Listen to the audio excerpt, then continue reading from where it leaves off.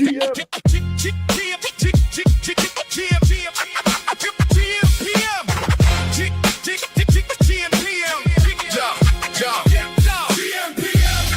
the board.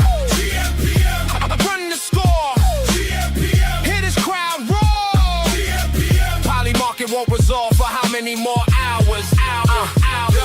Wake up, phone jump.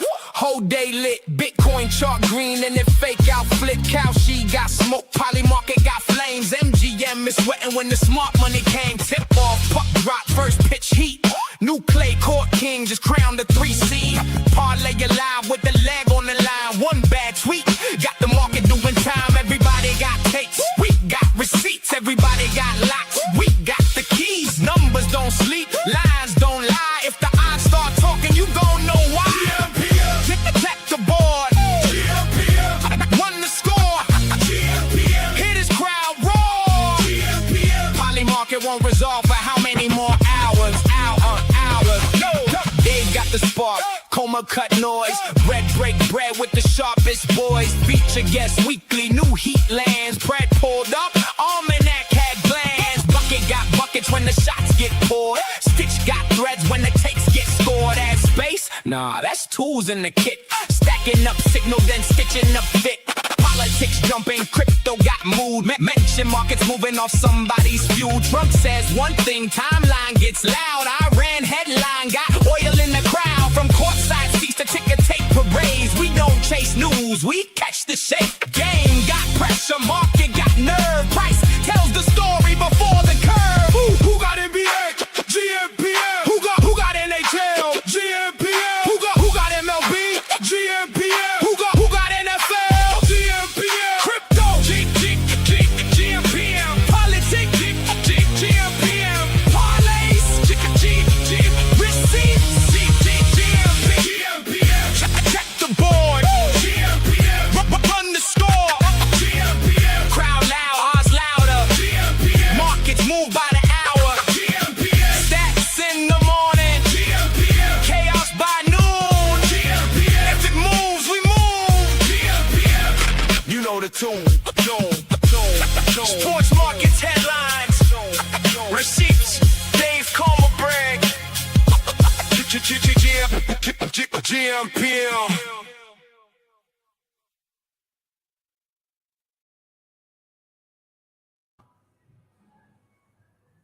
You're muted, my friend. Oh, and I'm muted. You know it. Obviously, that's the best way to start. It's Monday, boys. What do you want me to tell you, right? What's good, everybody? Welcome to a very special episode of gmPM. This is episode number 10.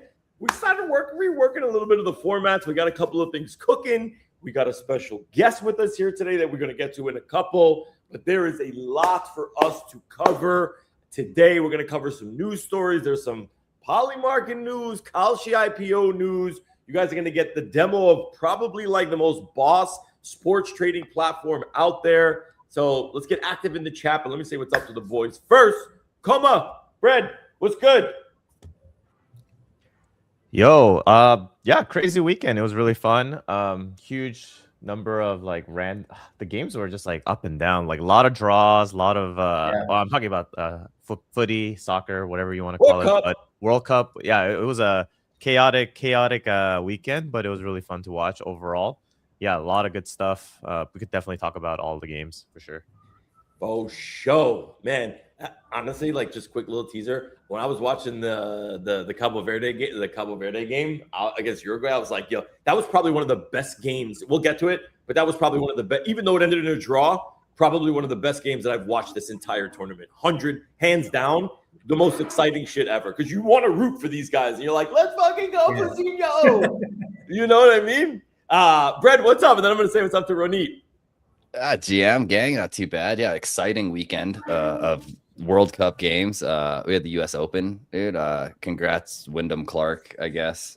You know, I've got my own feelings about him as a person, but, you know, congrats on winning the U.S. Open. You know, that was a crazy course over at Shinnecock. But, yeah, no, excited to be here, chat all things prediction. Dude, the Polymarket stuff is wild. Yeah, I can't wait to dive into that. That's I know, we're going to get to it. We are definitely going to get to it. But, Ronit, welcome, man. You are our special guest today from the DG3 What's up, P? Trading Terminal. What's going on, man? Give us a quick intro.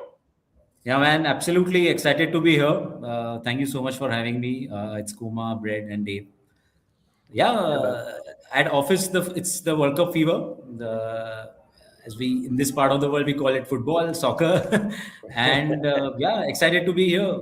In fact, I'm more excited to show and talk a lot about DG3, which is our trading terminal for sports prediction markets. Let's go. Kuma has tried a bit. I guess Dave, you and Brett have tried it too. Yeah. Super fun. Yeah. And I think like a lot of people really don't understand. They're probably like sports trading terminal.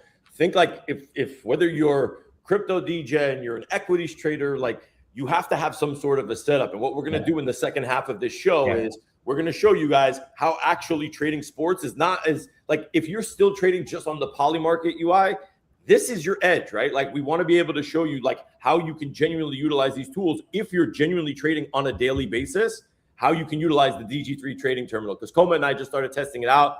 Of course, Coma just wins. I don't know how Coma just keeps winning, but Coma has some trade. We have some slips that we want to show as well.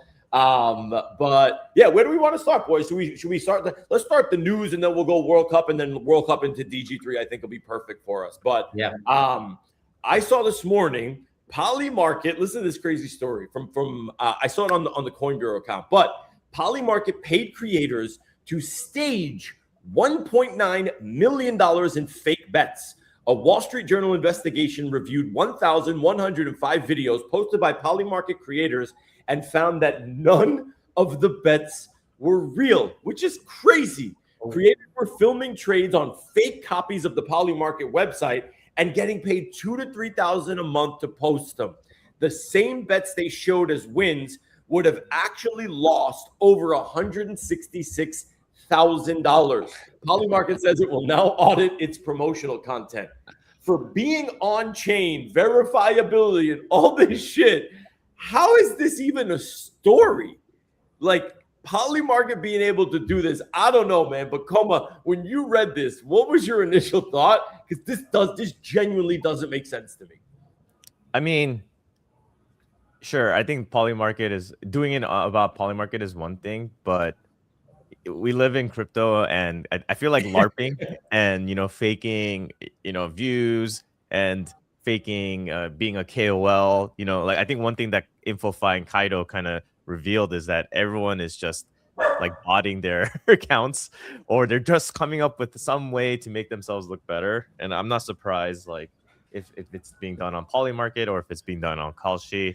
Yeah, exactly. Like I'm not surprised if everyone is LARPing on their own like betting accounts. HTML, is a real thing. Like just double clicking and editing something saying that you made $1 million. Like it's not hard to do, right? So the reality is like sure, it's Polymarket, and like Polymarket has a lot of like people on it. At the end of the day, you can't audit everything, right? So like to a certain extent, I understand, but at the same time, I guess if you're paying these creators, then there's some accountability. I'm sure with Ronin and like the creators he works with, like he wants to make sure these are fake creators, right? Yes.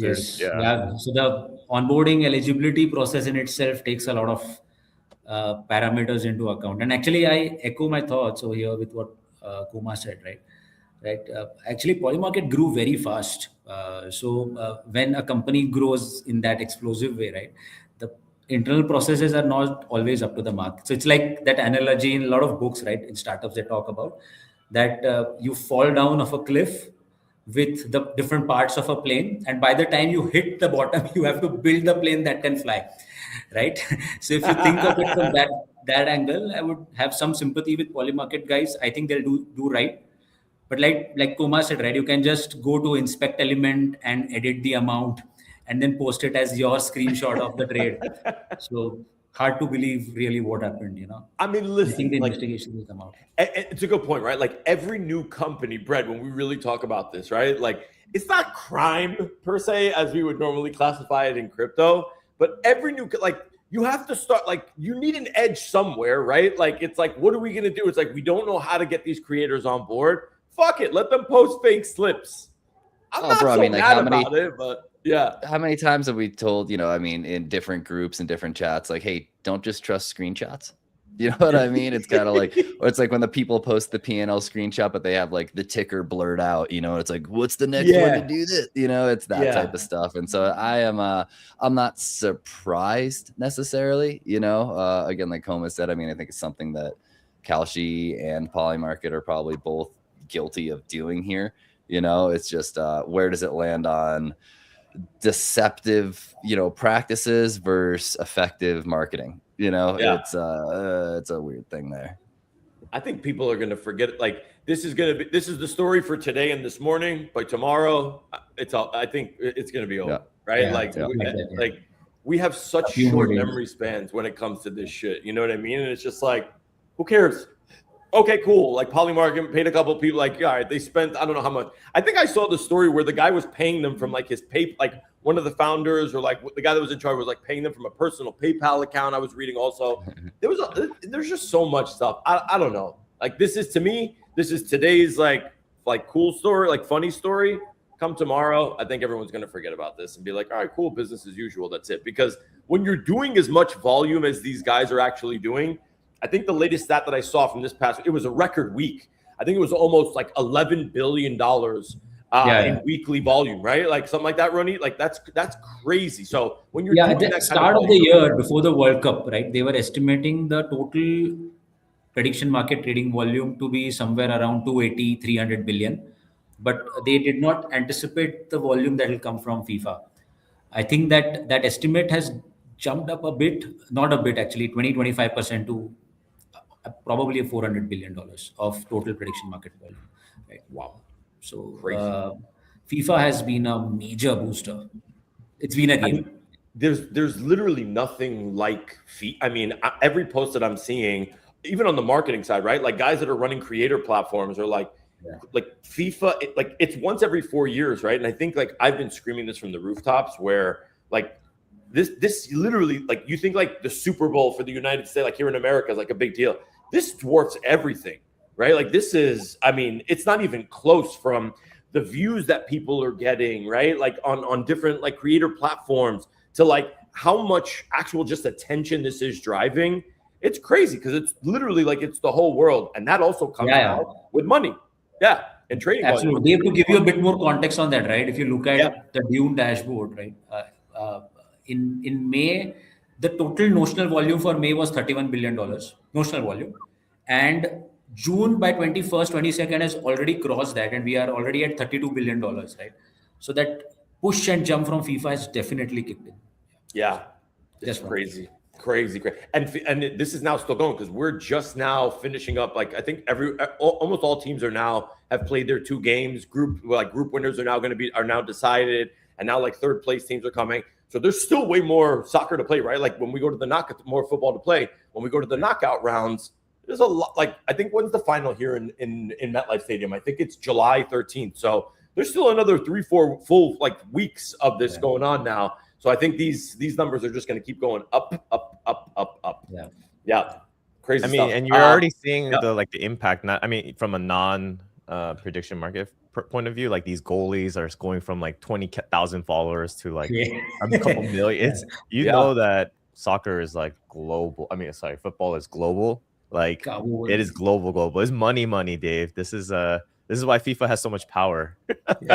And so many rules and restrictions. Yeah, it's super popular. I think you're talking about the Cabo Verde's keeper. I think he went from some 40,000 followers to I think some 5-10 million followers. 12 million, Ronit. 12 million followers on Instagram. This guy got crazy. Jeez. Crazy. I mean, it's nuts. It's absolutely nuts.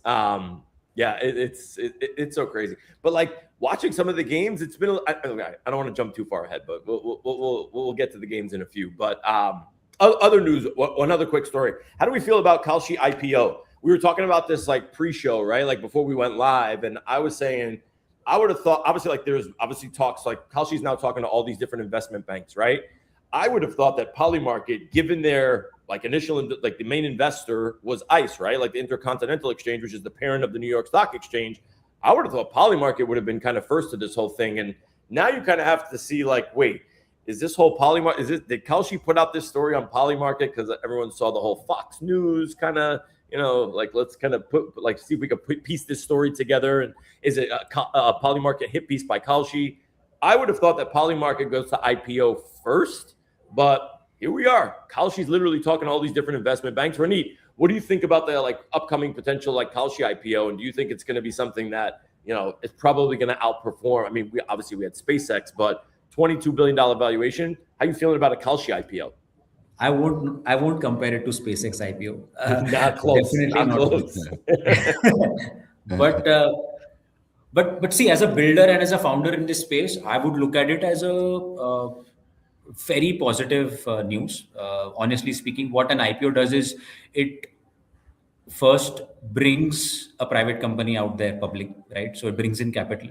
It makes the company more mainstream. Not that Kalshi is not already mainstream, but when a company like Kalshi goes IPO at that level of valuation, even in, let's say, U.S.A, the watchdogs, or I would say the viewers across the world look at it, right? The regulators start looking at it from a different perspective. The regulators from different other countries, where let's say prediction markets are not welcomed so much, they would look at it. They would follow the path of a company that went IPO in a regulated industry in USA.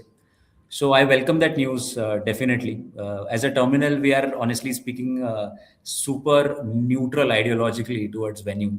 We don't have, I would say, preference to that because whoever wins, we win. So I would probably, those are my 2 cents. Yeah. Yeah. Got it. Koma, what do you think? Like Kalshi IPO? I mean, I love it. I think where the trajectory is going for this is going to be crazy. But Koma, what's your take on Kalshi potential IPO? Sign me up. Look, I'm very interested in. I mean, I think this is more bullish on like Polymarket as well, just because competitors and everything like that. I know we're talking about random stuff, but there is a possible alpha right now. There's a match in WTA happening at this moment. Ruzik versus Marcelo. If you guys are listening, I'm giving you alpha. Like this Ruzik chick, she's like hurting pretty bad. So there might be an opportunity for you guys to jump in. Just letting you know, she's at like 35 cents. So if you guys want to jump in now, it's an NFA, of course, but the Ruzik girl looks pretty injured. But we'll see how it goes. Wait, Ruzik's at 35 cents right now? Ruzik's at 64 cents, but I think the other girl is actually I think Ruzik's injured. So like there's a possibility here. But of course it might lose. Who knows? We'll see. But at 30 cents, it could be worth it. Yeah. Okay. Yeah, just letting you know. Yeah, like I'm in some like 10S alpha groups, and these guys are like just blasting right now. So I was like, okay, cool. Let's just take a quick look, and yeah, it could be worth it. So if anyone's listening in, this is the alpha that I try to provide, and I made the trade on DG3. So you know what? This is all working very well. Let's go. Bernie, you see what I'm talking about? Like we're literally on the live stream and this dude is doing 50 other things, looking like trying to be like the sharp and trying to figure out like where's the edge on a random WTA tennis match in the middle of the day. Meanwhile, it's like 7 o'clock in the morning for Como. Yeah.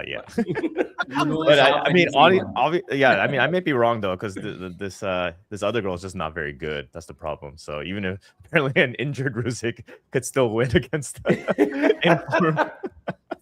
guess we'll see how the slip turns out. But yeah, Como, you got people asking alpha groups? Where at, bro? People want to know. They can't join mine, but yes. Yeah. Anyways, let's continue. Yeah, go Kalshi. Let's go. Brad, thoughts on the Kalshi IPO?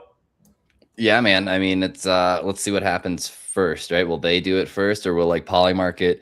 I mean, ICO, right? With Polymarket, a month ago, everyone was talking about this Poly token, the Poly airdrop, the Poly L2, all this stuff, right? And like maybe they're gonna ICO instead of IPO, right? And so I don't know. Let's kind of, I'm not holding my breath, especially with all of the latest news happening around, quantitative easing and everything else that's happening in like the broader markets. It'll be interesting to see if by the end of the year, either of them can pull off an IPO or an ICO. I feel like SpaceX kind of took a bunch of liquidity from the sidelines and kind of rolled it all into SpaceX. So I don't know who's got dry powder sitting around for a Kalshi IPO. I mean, if they do, I'm in.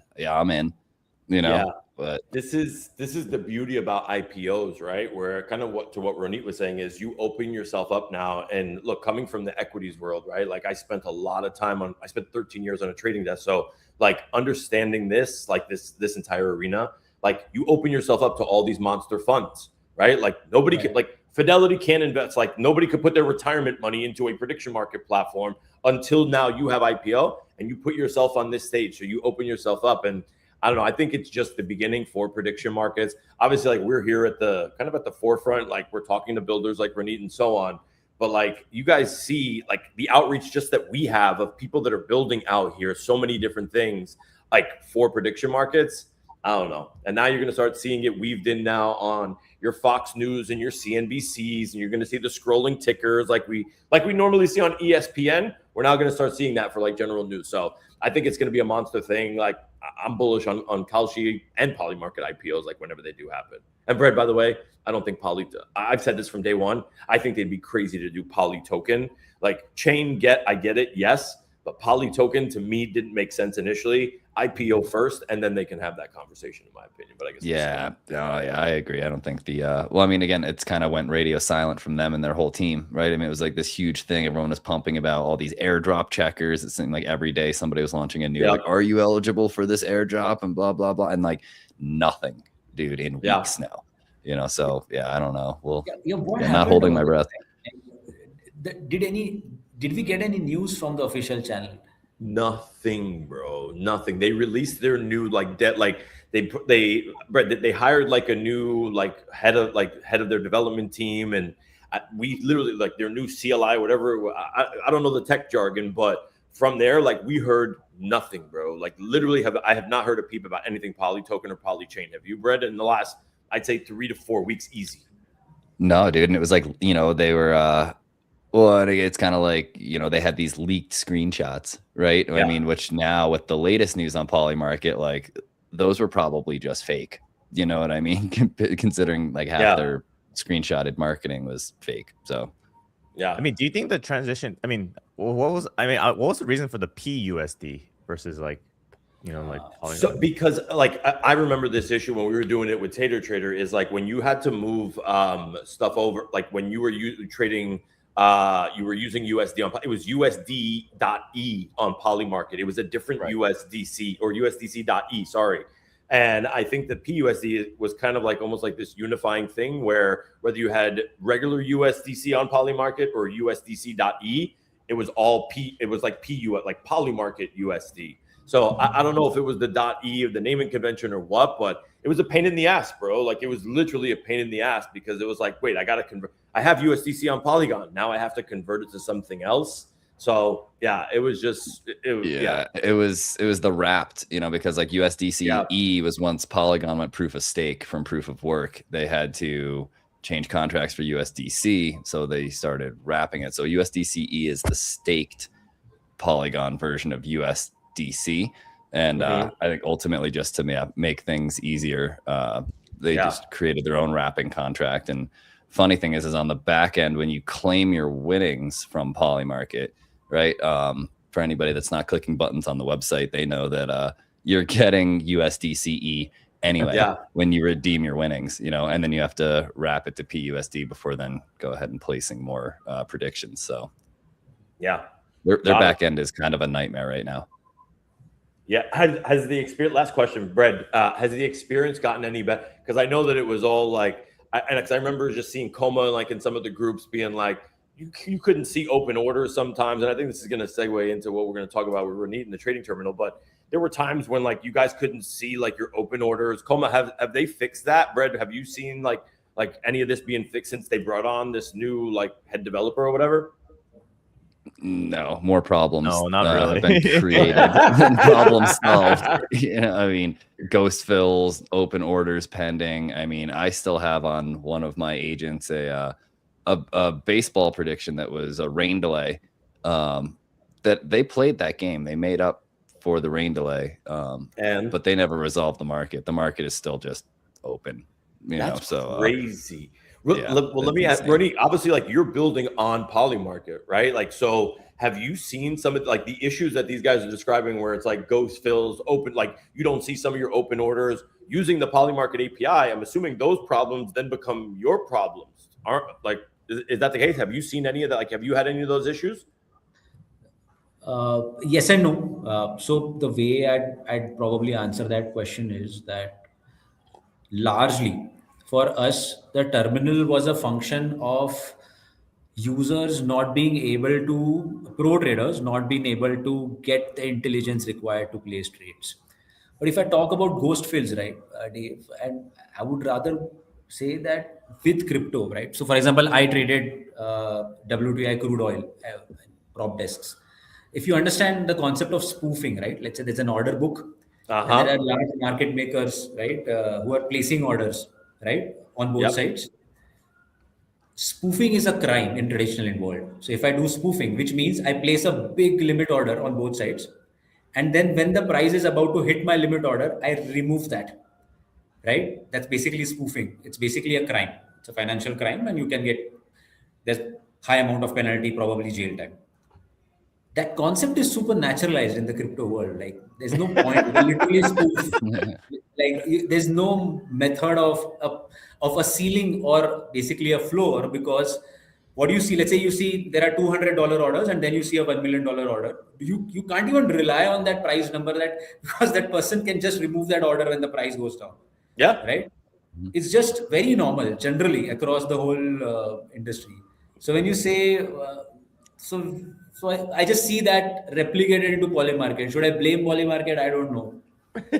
Yeah, but we're seeing that across the terminals, and I think the users have gotten used to a portion of it already. Folks who are crypto native, but when the institutional capital comes in, I'm sure they're going to have a lot of changes required to cater to them. I definitely am sure the likes of the Goldman Sachs, JP Morgans, or all the large funds, banks, etc. A lot of things I think need to be changed.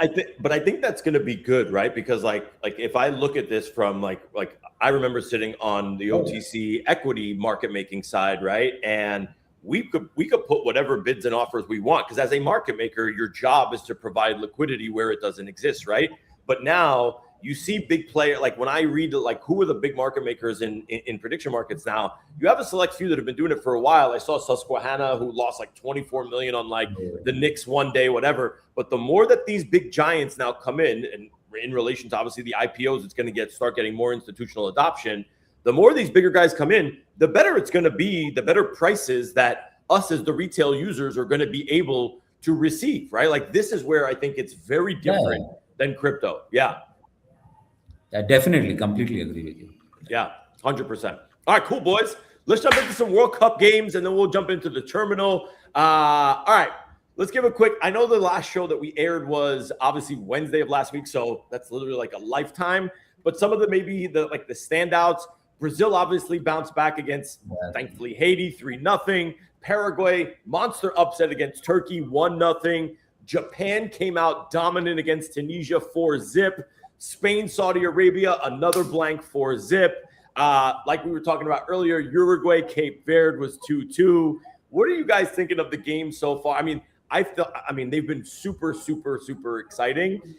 U.S.A. obviously wins their group. They're coming out now. They're looking dominant as hell. Do we want to go game? We don't got to go game by game, but Como, what's your take on how the games have maybe been so far over the last few days? And are we excited now for knockout round?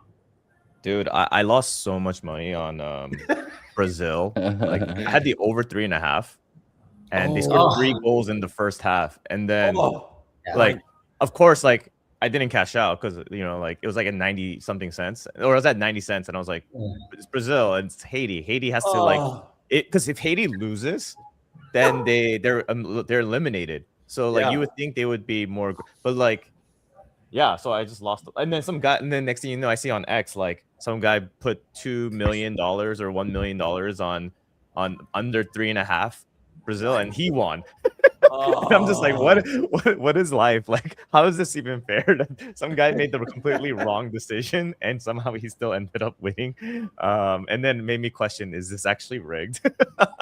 Like someone called Ancelotti, was like, hey, I need you to not Anytime there's a losing trade, it's like this whole shit is rigged. When we win, and we're like, fuck yeah, we're geniuses. But when we lose, we're like, dude, this has to be rigged, bro. Like 3-zip in the first half. By the way, that alpha that I just gave like 15 minutes ago, it won.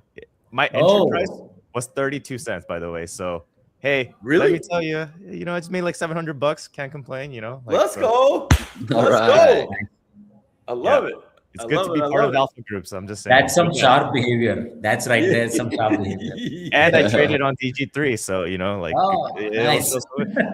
Once you have that share function, it's gonna be good. But yeah, overall, that was the only one that really screwed me. But luckily, Japan was able to pull through, and then I was able to recoup about half of that loss. So slowly getting back up after that.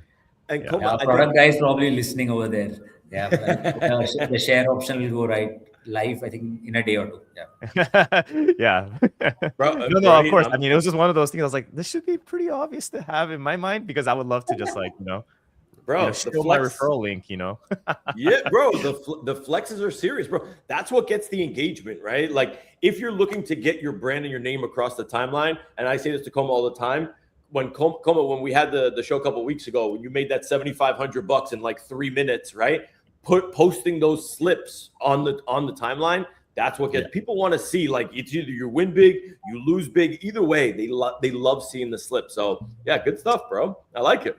I mean, Rona, I don't know if you were watching that show, but basically, I found that one of the tennis players withdrew while I was watching another tennis game, but then the bots and stuff didn't know that this actually was going to happen. So generally in tennis, when someone withdraws, it ends up being 50-50.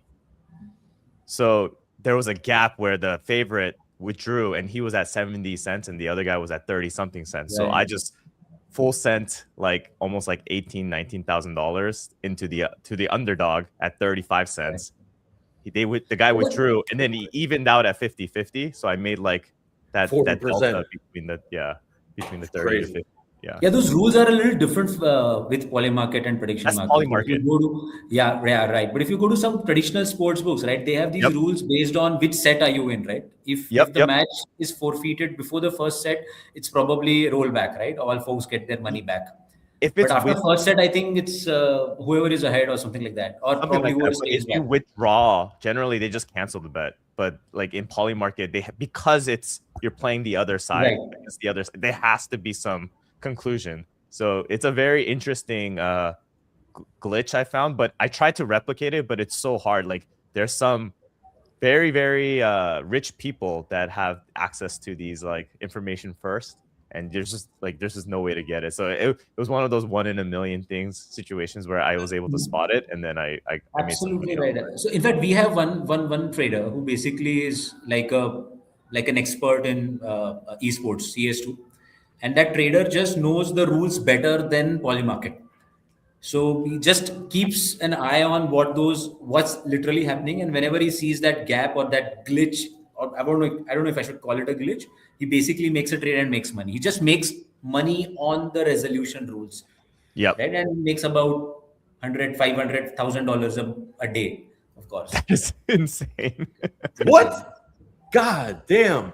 Because the rule, and Brett, you've literally been the one saying this the whole time, where you're just like, read the fucking rules. The majority of people that are placing like these bets or these predictions, they don't read the rules. They don't know how the market is actually supposed to resolve. So when something happens, they're like, wait, what? It's like, bro, GTA 6 ain't coming. Jesus Christ is coming before GTA 6. You know what I mean? So yeah, Brett. Oh yeah, dude, those rules, man. Like, yeah, I mean, and we see it a lot more play out where the rule discrepancies happen with like the mentioned markets, and it's like,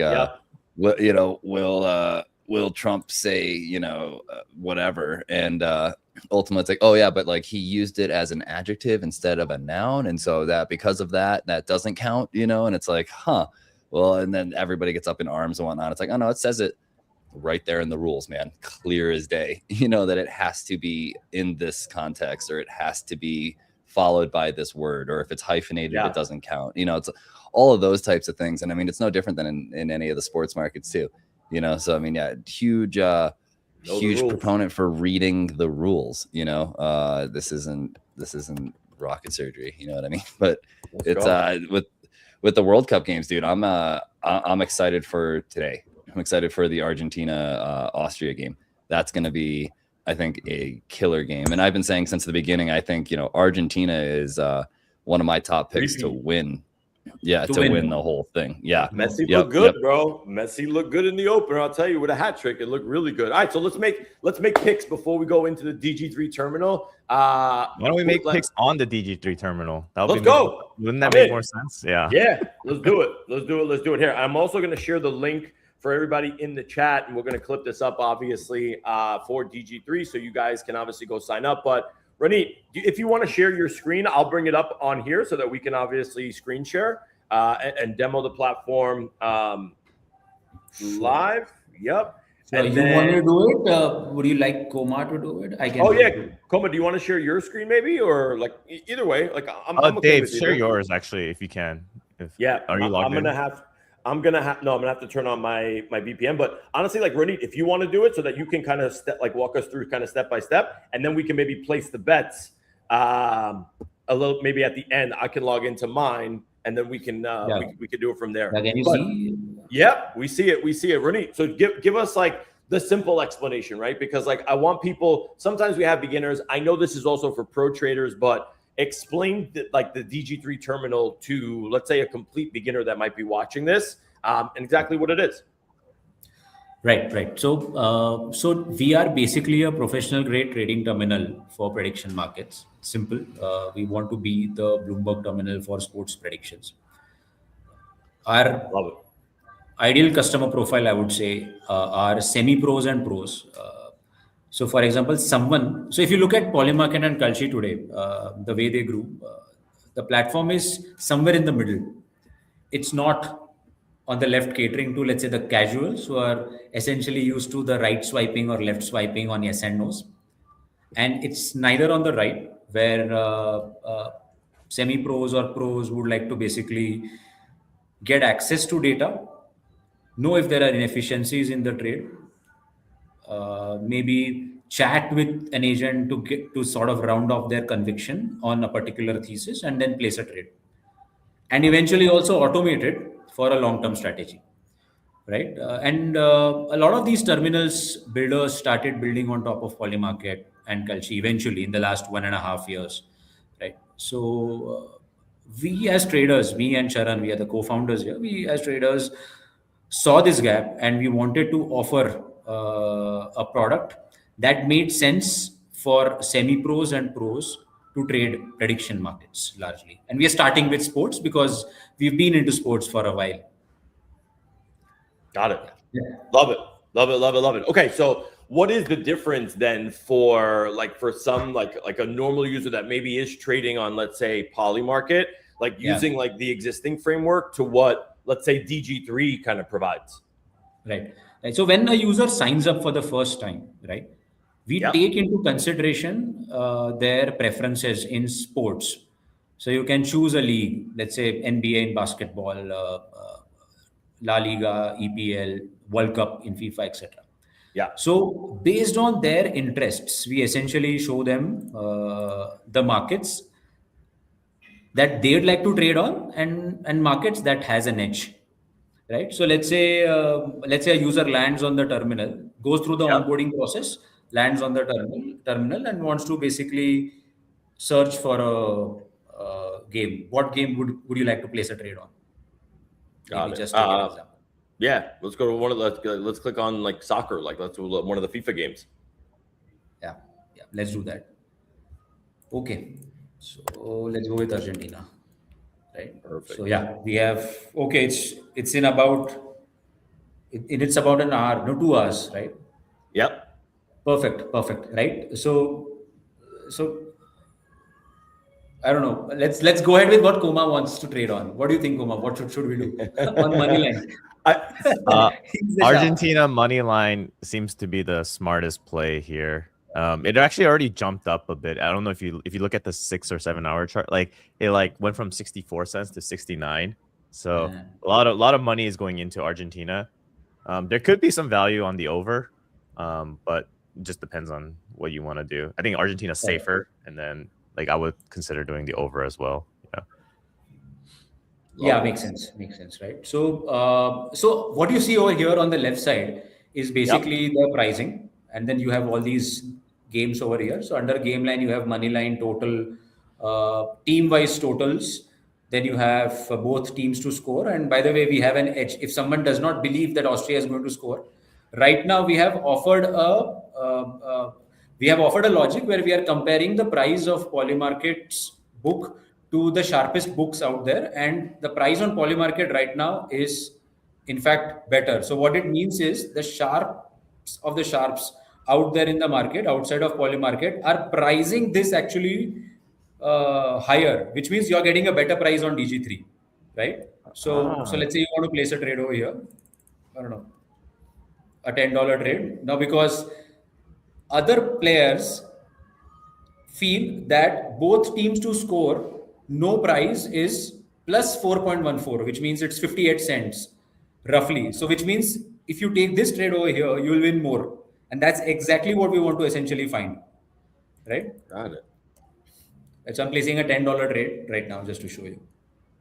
Got it. Yeah. And yeah, it just went through this trade.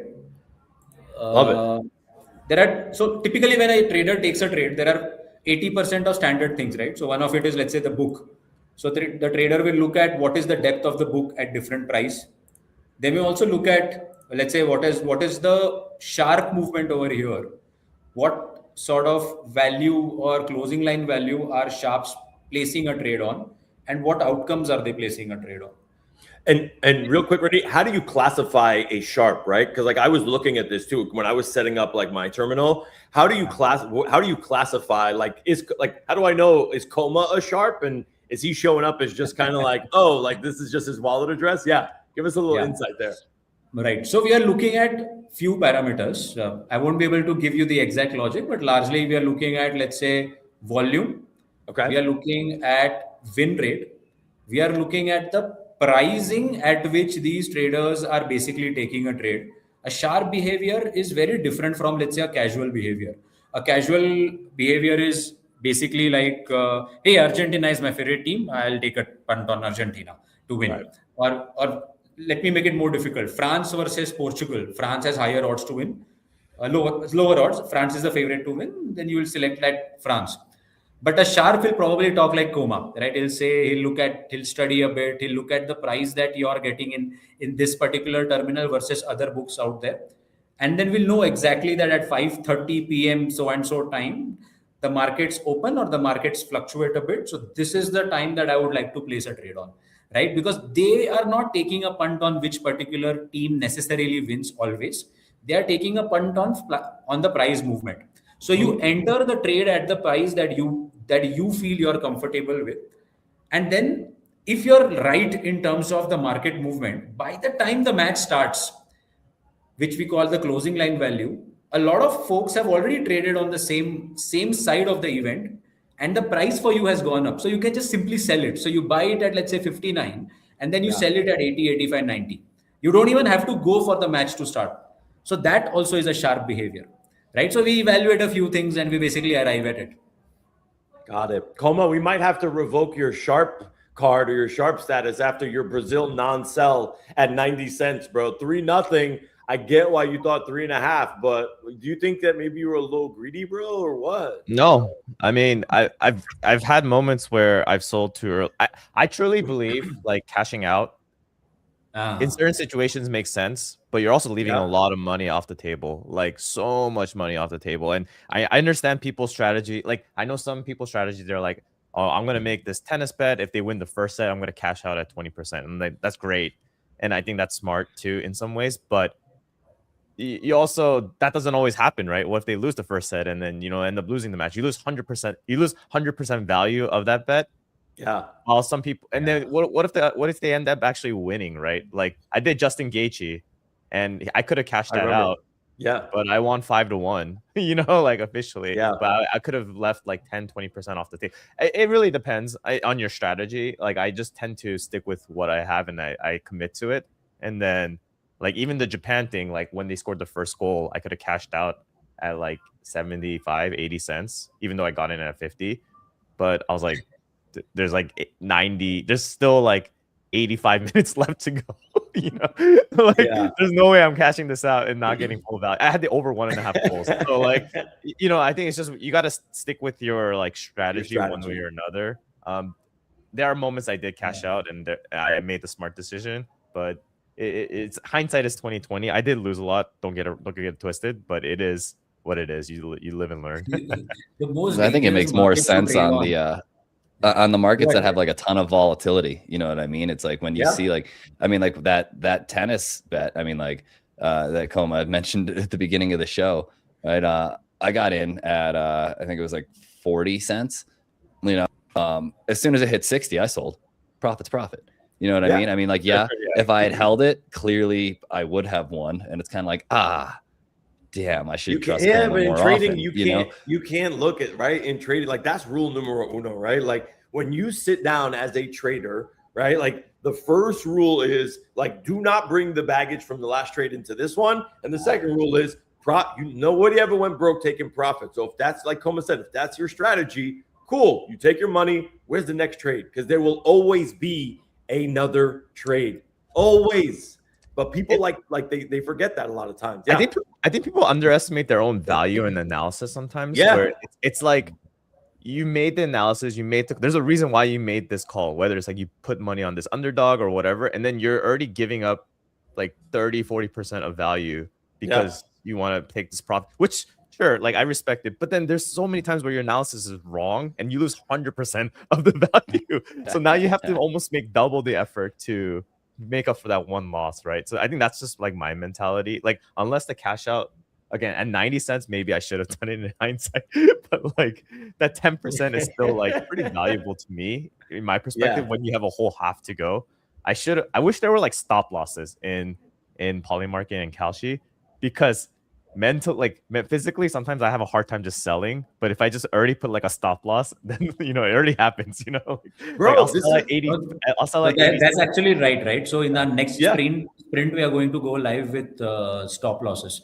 so that whenever you are in a profitable trade also, you can, let's say if you're at 90 and if you feel like the match is not going your way, you can just place a limit order of technically stop loss, but an exit order at, let's say 80, 85. And if it falls below that, you at least get some profit out, right? Because when the market turns, right, manually you can't fix it, because you will just see the market fall in front of your eyes. You can't place a trade or book your profits in between. That just is not possible. I think that will go live. That feature goes live in about a week. Which I love, and I think this is kind of what it was kind of like take profit, stop loss, right? Like where if I place if I make a purchase, like if I buy on Kalshi on the app, immediately it's like, hey, do you want to put in like a take profit, right? Like what's your limit? Like in case it runs up, and like that's what it is, right? And this is where trading for prediction markets is going. This already happens obviously on the equity side, the commodity side, but like this is where the like you're seeing this happen now in real time. All of this stuff is going automated. Just to hold your thought over there, right? See, there's this greed in a human being, right? Facts. So let's say when they place a trade, right?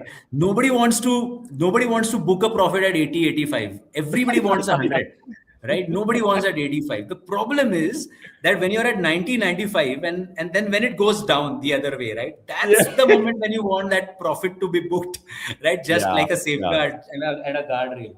I'll give you one example in this high-scoring match of Netherlands versus Sweden, right? I played safe. I put over 1.5, and then I saw the goal. I think they scored a goal in the first 5 or 10 minutes. Then I changed it to over 3.5.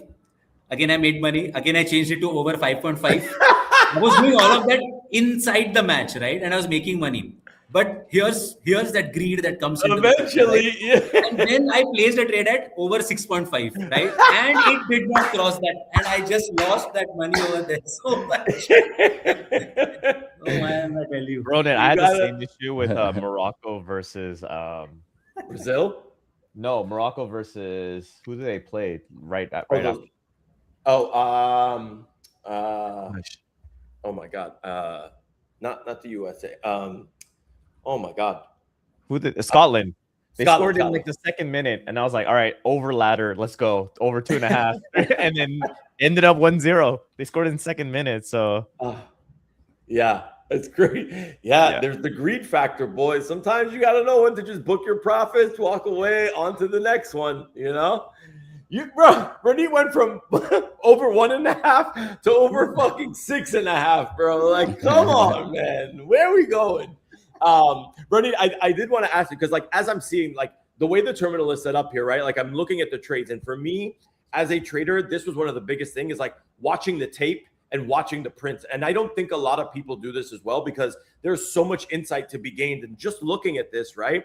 There was, if you scroll up a little or scroll down a little bit, there was like 4 different buys for like 1.3K of the no. I think it was at like 54 cents. On this exact one. If you want to just, I don't know if you want to scroll down on the ticker on the side, but it was on the trades tab. Yeah. See that 1.3K, 1.3K, 1.3K. Somebody is consistently coming in and buying the no, right? At 53 cents. So like I'm seeing $40, $3, $5, but then 1.3K, 1.3K, 1.3K.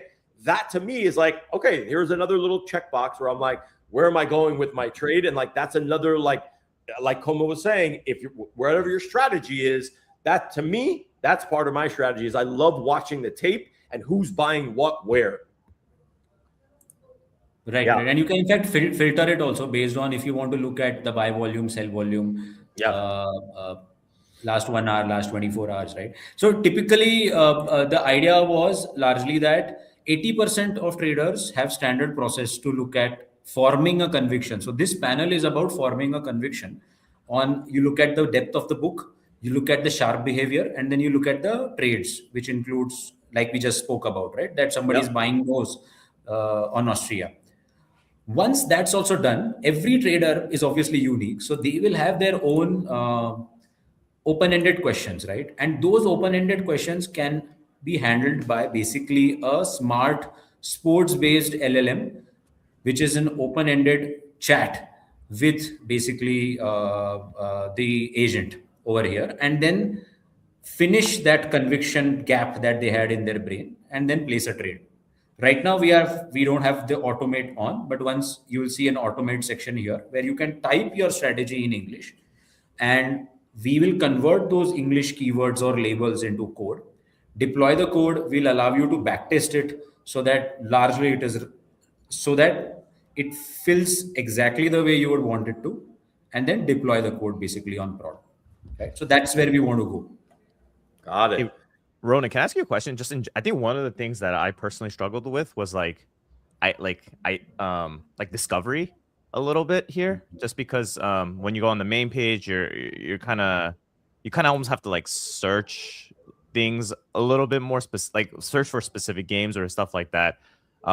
Can you let me know how does the deck work? Can the deck have multiple games where, because right now it seems like it's like on an individual game basis. Like I would love to figure out if there's a way in the future, or if it doesn't happen now, where it's like I want a deck where I could just like add games or like just look at games based on like the World Cup or something like that, if that makes sense. Because at times it is a little difficult to figure out like how Polymarket, you just say like sports, soccer, and then you see all the games. Like, I don't know if there's a good way to do that on DG3. So that was the part. I don't know if that was intentional, where it's like on a terminal you want to be very hyper fixated on a one game or things like that, or is it just I believe a feature, or is it a product that needs to get developed here? Yeah, I think that's the one. Ronnie, I believe what you told us was like this. The platform was meant specifically for when you come to the platform, you know what you're coming to the platform to essentially put a prediction on. Yeah. But I'd like to basically take up Coma on that point, right? So it's a mix of both, right? So the way to look at it is, so in fact today or yesterday we just went we just put a video on Twitter on how to use decks largely. What is the best way you can essentially create new decks? So, Koma, we want to reach the place where you are expecting us to reach. So that means I accept that it's basically not a finished product on the deck part of it. But here, our objective is to not show users markets that are trending. We want to show users markets that they prefer to trade in. And of course, nobody knows the exact market they would like to trade on, but largely, let's say FIFA World Cup or Wimbledon. I think Wimbledon qualifiers go live today, by the way. And and then we essentially show them the markets that they are interested in over here, right? Having said that, of course, the deck product is not fully ready yet, but I'll just quickly show it to you, right? Let's say I only bring it up because I think the deck has a lot of good potential. And like I like the idea of having multiple decks. And I think Dave, you mentioned like being a trader, like there's some like multi decks and stuff like that. So but I only brought it up because you're right. Like at the end of the day, if it's just doing trending or whatever, then it's like every other poly market wrapper or something. Like I think there needs to be some unique like kind of sauce to so we believe that too. Yeah, absolutely right. So let's say I want to basically look at Portugal, right? So I created a deck that basically lists down all the markets that Portugal related to Portugal's, and inside that deck essentially we open up. So let's say if I am toggling between a market on France versus a market on Portugal, right? Typically, sometimes what happens is when you're forming a conviction on a particular thesis, you would like to look at the prices of how two different teams are faring, right? And then you may want to look at the price together. You don't want to go back to search every time and then look at, for example, go here on DG3, type it again, right? So you can just quickly look at, okay, France is at 91 here, Portugal's price is at 83. Okay, sometimes you may not want to choose France. You may want to go ahead with Portugal. So this is like the first beta closed product right now that we are going live. And then later on, we will be creating sub decks under it, where within Portugal also, you can essentially select, let's say, a money line trade, maybe then go to both teams to score trade, and then essentially choose between both the events that you would like to trade on. So that's typically how we would like the deck to work. Got it. Love this. Wait, and Rudy, one quick question. So when I do a search, and let's say you type in France, like France, Iraq, if I type in France, does that bring up every France market and prop bet and everything else? Or is it just the France Iraq game, right? Like, is it like, I guess what am I asking? For any like future games as well, right? If there's multiple games on the slate, if I just type in France, does it come up with France Iraq automatically? Do I have to put that in, or is it everything France related? Does that make sense? Yeah, it's everything France related. So when we are looking at search, right, we are using type sense, we have temporal search, we are using semantics, we are in fact even building. So we have a data scientist team that is essentially working on making the search engine more sophisticated. There are companies that are built on search, of course, right? But what we are trying to do essentially is make search as sophisticated as possible for sports predictions. So when you type France, let's say, or when you type PSG versus Paris Saint-Germain, right? So it should show similar markets for that particular football club. Got it. So that's where we intend to go. I think you will see some of it. If you don't, please raise it to us. Happy to essentially have our data scientists take a look at what's actually going wrong. Okay, got it. Okay, perfect. Cool. Give us like any new secret sauce, anything that either like, some of the stuff that maybe we don't see in this year on the platform, what you're currently building, anything else, any other new cool featers? Yeah. Or is there anything like any competition that might be coming up, or some, some type of World Cup? I don't know. Just throwing things out there.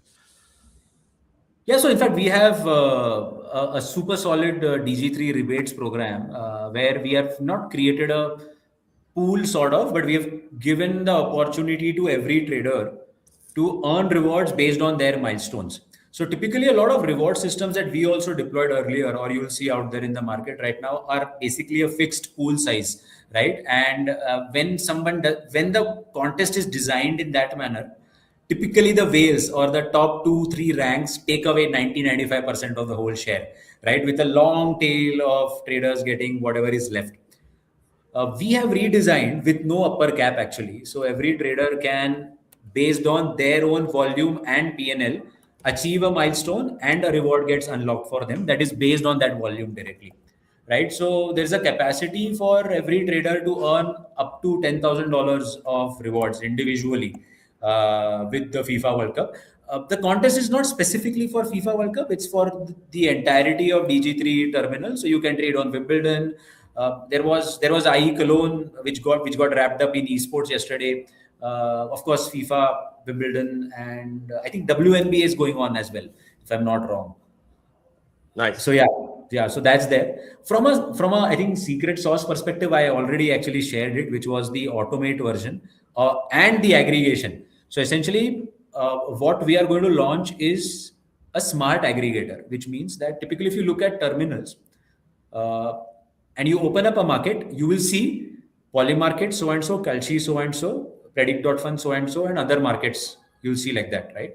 So it's like the user selects, right? But one or few terminals have sort of they've attempted to solve that problem where you don't necessarily show where the trade is getting placed, but what you do is you sum the aggregate the liquidity of every venue at the back end.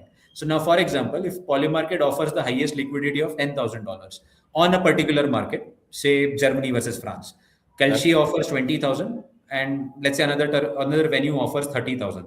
So 60,000 in total. So on DG3, you will be able to take a $60,000 worth of trade, and we will then allocate it at the back end to Polymarket, Kalshi, and other venues, right? So we intend to essentially move in that direction.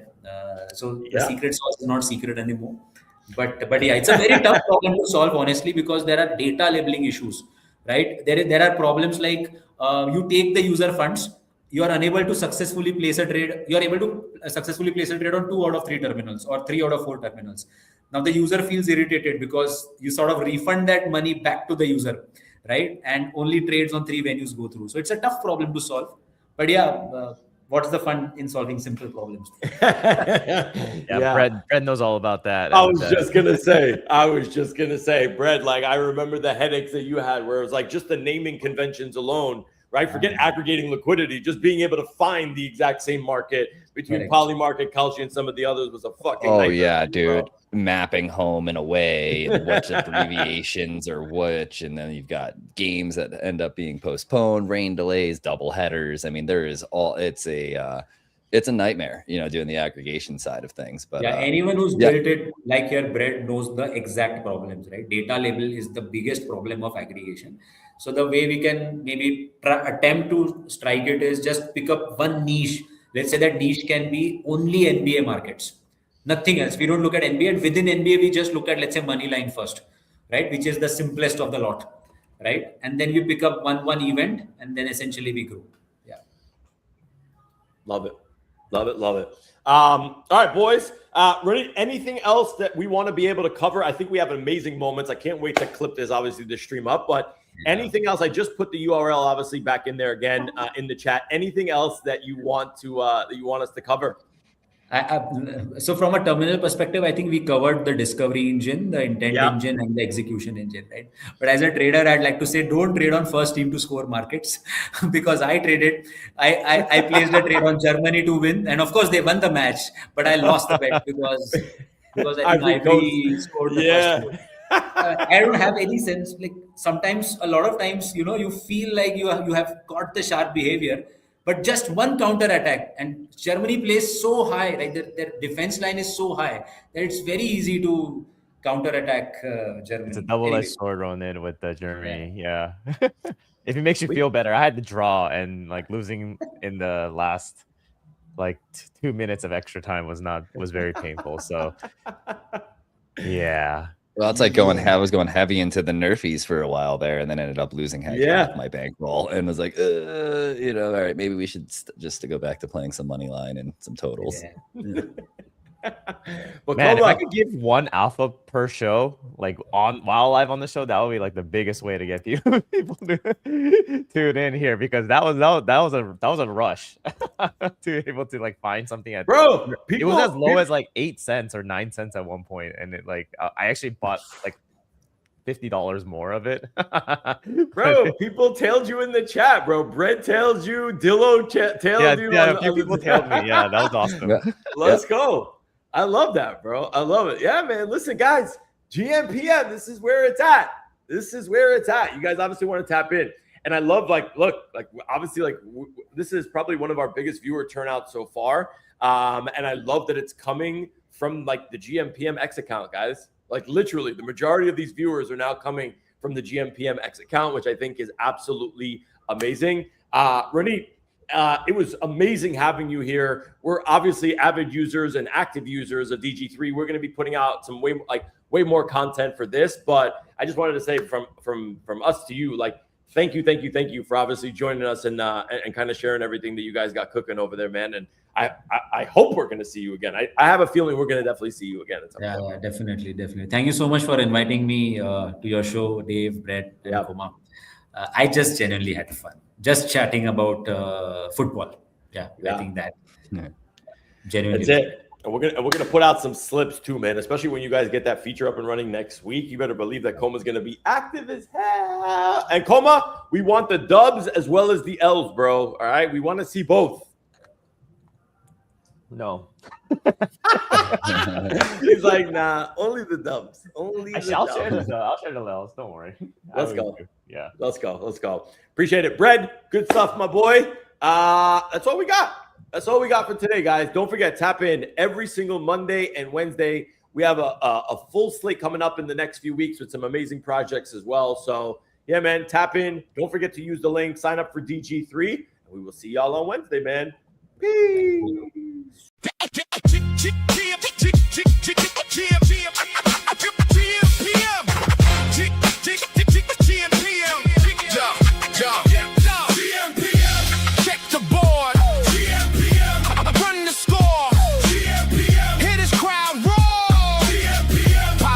Won't resolve for how many more hours? Wake up, phone jump, whole day lit. Bitcoin chart green and it fake out flip. Cow she got smoke, Polymarket got flames. MGM is sweating when the smart money came. Tip off, puck drop, first pitch heat. New clay court king just crowned the 3 seed.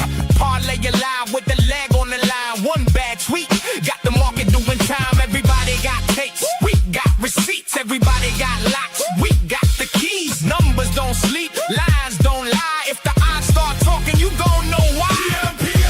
Check the board, run the score.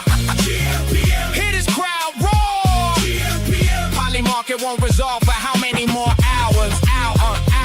No, they got the spark. Coma cut noise, bread break bread with the sharpest boys. Feature guest weekly, new heat lands. Bread pulled up, almanac had glands. Bucket got buckets when the shots get poured. Stitch got threads when the takes get scored. Add space? Nah, that's tools in the kit. Stacking up signal, then stitching up fit.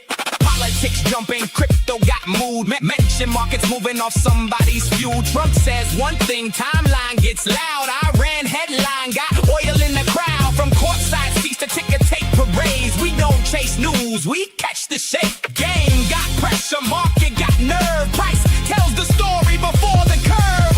Who got NBA?